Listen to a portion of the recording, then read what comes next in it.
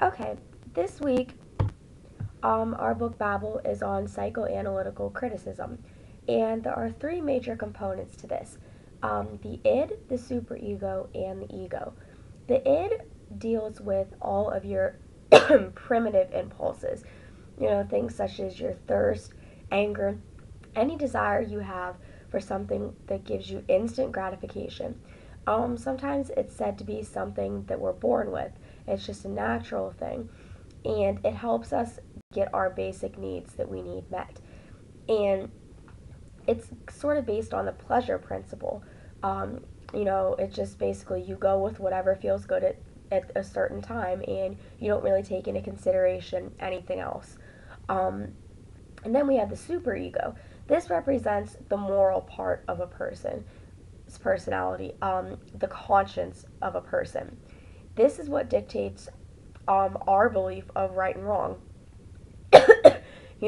This is what makes you think about something before you do it. It's your conscience.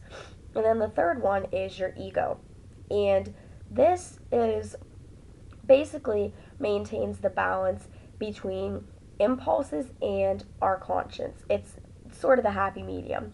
It's based on the reality principle. It understands that people have certain needs and desires, but at the same time, it understands that being selfish and impulsive can hurt us in the end. Now, I picked a couple of my characters in the book that represent each three of these categories. Starting with the id, right now in my book, I picked Anzie and Dewey Dell. Anzie is Addie's husband, and Dewey Dell is her only daughter.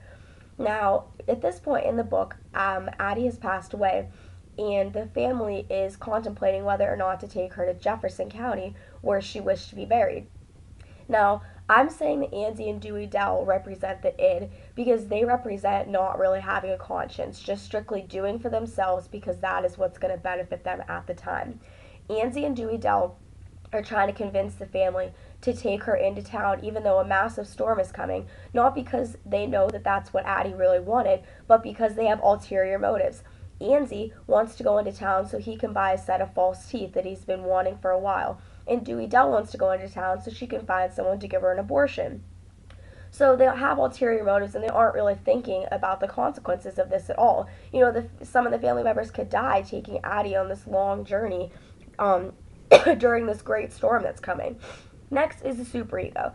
Now, like I said, this is the conscience. And for that, I picked Joel. He is one of the youngest boys, and I picked him because he always questions his actions.